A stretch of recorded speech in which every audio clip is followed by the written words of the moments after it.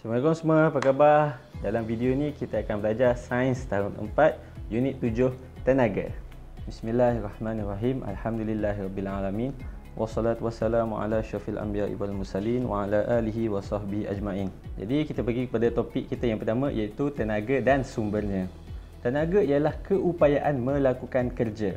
Tahukah kamu bahawa tenaga dapat diperoleh daripada pelbagai sumber? Antara sumber yang ada di sekeliling kita ialah yang pertama, matahari. Matahari merupakan sumber tenaga yang paling utama. Tenaga matahari boleh digunakan untuk menjanakan elektrik melalui panel suria. Yang kedua, air. Air yang mengalir menggerakkan turbin di empangan untuk menjanakan elektrik. Yang ketiga, biojisim. Biojisim ialah bahan daripada tumbuh-tumbuhan seperti kayu api dan sisa tanaman atau tinja haiwan yang digunakan untuk menghasilkan bahan api dan menjanakan elektrik. Yang keempat, angin. Angin yang bertiup akan menggerakkan kincir angin untuk menjanakan elektrik. Yang kelima, nuklear. Bahan nuklear seperti uranium digunakan untuk menjanakan elektrik di stesen janakuasa nuklear. Yang keenam, bahan api fosil. Bahan api fosil seperti petroleum, gas asli dan arang batu dibakar untuk menjanakan elektrik. Dan yang ketujuh, ombak. Ombak akan menggerakkan turbin di dalam laut untuk menjanakan elektrik. Sekarang ni kita pergi kepada topik yang kedua, iaitu bentuk tenaga. Terdapat pelbagai jenis bentuk tenaga di sekeliling kita. Antaranya ialah tenaga suria, tenaga haba, tenaga bunyi, tenaga elektrik, tenaga kimia, tenaga kinetik, tenaga keupayaan dan tenaga nuklear. Tenaga suria ialah tenaga yang diperoleh daripada matahari. Kita menggunakan tenaga suria untuk menjanakan elektrik melalui panel suria dan juga mengeringkan baju di ampaian.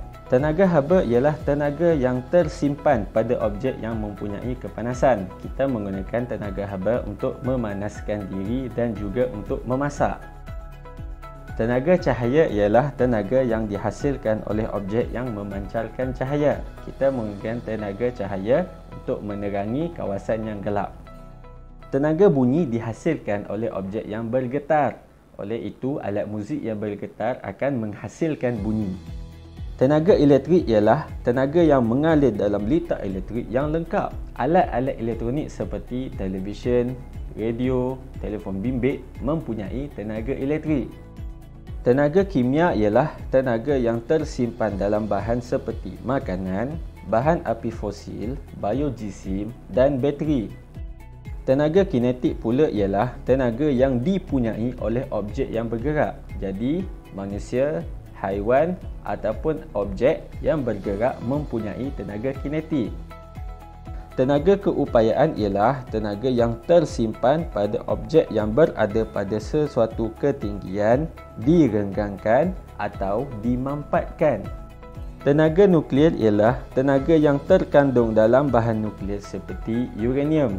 Bahan nuklear digunakan untuk dua tujuan, iaitu menjana kuasa elektrik ataupun penciptaan bom nuklear. Kita teruskan kepada topik yang ketiga, iaitu perubahan bentuk tenaga. Ingin cikgu ingatkan bahawa topik ini memerlukan kefahaman yang betul. Dan cikgu ingin ingatkan bahawa dalam topik ini ada dua simbol yang kamu kena ingat. Yang pertama ialah simbol anak panah dan yang kedua ialah simbol tambah. Simbol anak panah bermakna berubah kepada, manakala simbol tambah pula bermakna dan. Sekarang cikgu akan bagi dua contoh perubahan tenaga. Yang pertama, semasa bersenam. Semasa bersenam, tenaga kimia daripada makanan yang dimakan akan berubah kepada tenaga kinetik. Kita mendapat tenaga kimia daripada makanan yang dimakan. Oleh itu, tenaga kimia akan berubah menjadi tenaga kinetik apabila kita bersenam. Contoh yang kedua ialah apabila menyalakan lampu suluh. Tenaga kimia ialah tenaga yang terdapat di dalam bateri. Apabila kita masukkan ke dalam lampu suluh, tenaga kimia akan berubah menjadi tenaga elektrik. Dan apabila lampu suluh dinyalakan, tenaga elektrik akan berubah menjadi tenaga haba dan tenaga cahaya.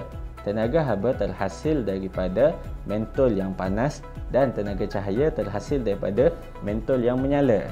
Sekarang kita pergi kepada topik yang keempat, iaitu tenaga tidak boleh dicipta atau dimusnahkan. Lampu suluh yang menyala mempunyai tenaga cahaya. Akan tetapi, adakah lampu suluh mencipta tenaga cahayanya sendiri? Jawapannya, tidak. Sebenarnya, litar di dalam lampu suluh yang mengubah tenaga kimia daripada bateri kepada tenaga elektrik. Kemudian, tenaga elektrik berubah kepada tenaga cahaya. Beberapa minggu kemudian, lampu suluh sudah tidak menyala. Adakah tenaga cahaya yang ada pada lampu suluh itu telah musnah? Jawapannya, tidak. Tenaga tidak boleh dimusnahkan.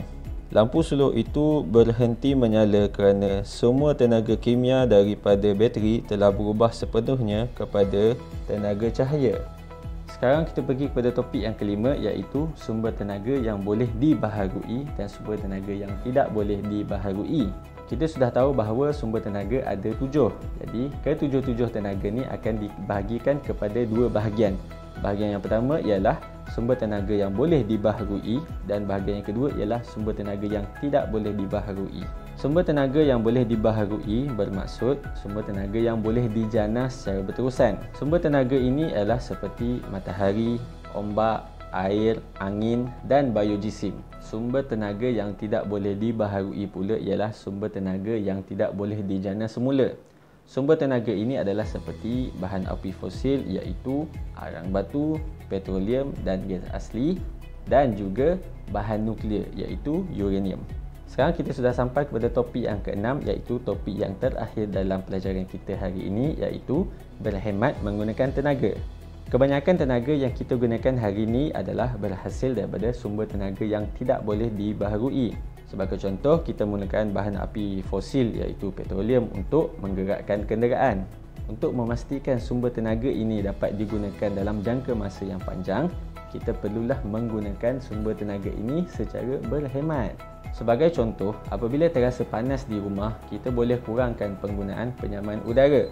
Sebaliknya, kita boleh gunakan kipas ataupun membuka tingkap untuk membenarkan angin sejuk masuk ke dalam rumah. Selain daripada berhemat menggunakan tenaga, kita juga dapat mengurangkan bil elektrik.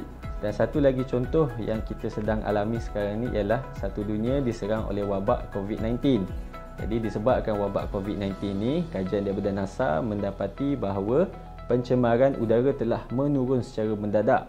Jadi kita tengok klip ni.